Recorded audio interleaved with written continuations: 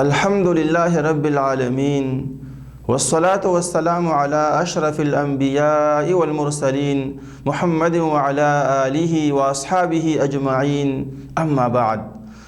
نننې درس ته د رسول الله صلی الله علیه وسلم پسکلو کې سنت طریقې.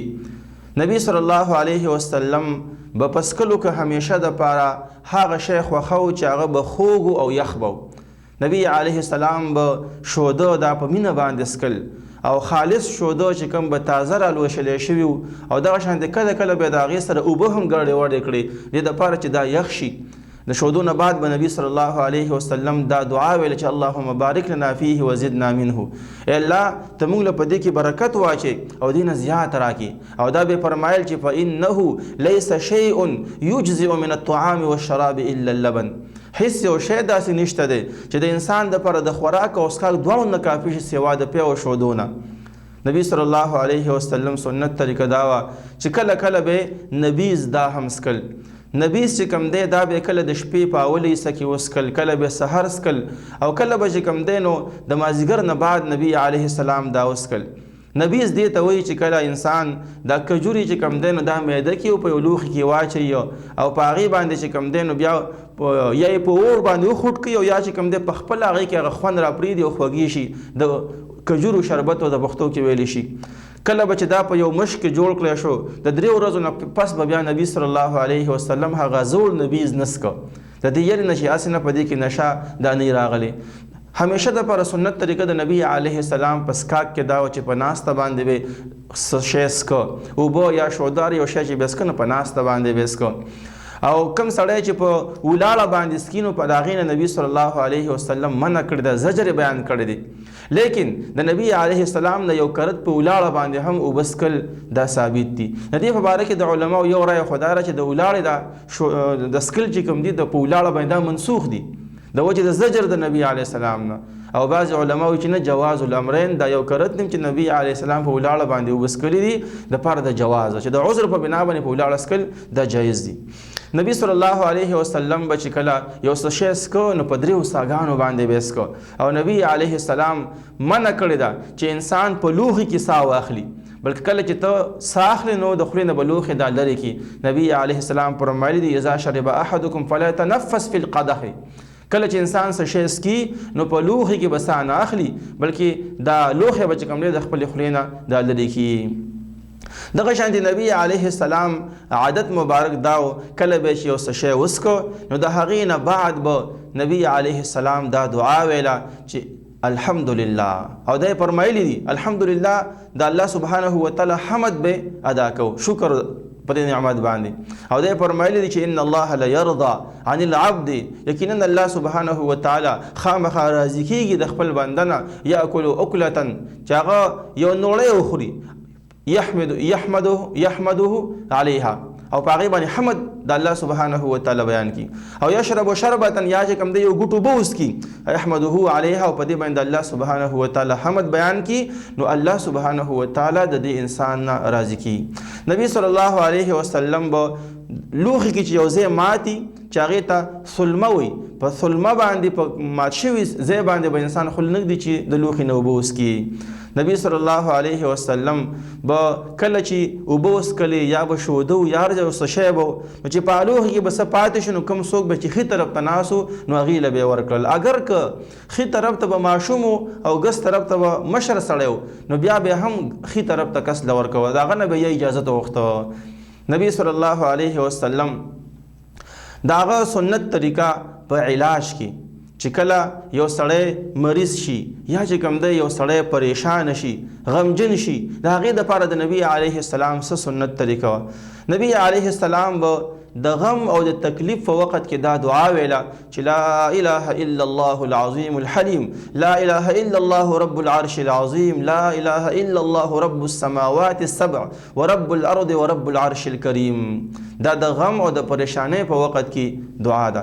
کله به چې نبی علیه السلام ته یو کار ګران شو د یو کار د وجې نه به غمجن شو نو دا دعا به ویله چې یا حی یا قیوم برحمتک استغیث. او دغه شانتي دا دعا به ویله چې اللهم رحمتک ارجو فلا تکلنی الی نفسی طرفة عین واصلح لی شأنی كله لا اله الا انت.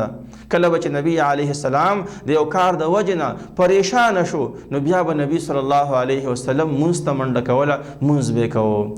دغه شانتي نبی صلی الله علیه وسلم فرمایلی دي چې یو بنده باندې تکلیف راشي، پریشانی پې راشي او دا دعا ووایي چې اللهم انی عبدک ابن عبدک ابن امتک ناصيتي بيدك ماض في حكمك عدل في قضاؤك أسألك بكل اسم هو لك سميت به نفسك أو أنزلته في كتابك أو علمته أحدا من خلقك أو استأثرت به في علم الغيب عندك أن تجعل القرآن ربيع قلبي ونور صدري وجلاء حزني وذهاب همي. مگر چې دا دعا وي الله سبحانه وتعالی به ټول تکلیف دا ختم کی. اذهب الله حزنه وهمه، الله سبحانه وتعالی د غم تکلیف دا ختم کی. وابدله مکانه فرحا، او دا غي په بدل کې به الله سبحانه وتعالی ورله خوشحالي دا ورکی.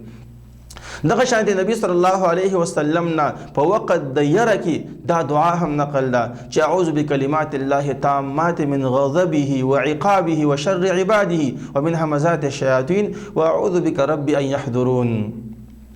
دغه شانتي نبی صلی الله علیه وسلم به فرمایل چې هیڅ یو بنده نشته دی چې هغه ته مصیبت ورسیږي او دې داسې وایي چې انا لله و انا الیه راجعون اللهم اجرني في مصیبتي واخلف لي خيرا منها الا اجره الله في مصیبته.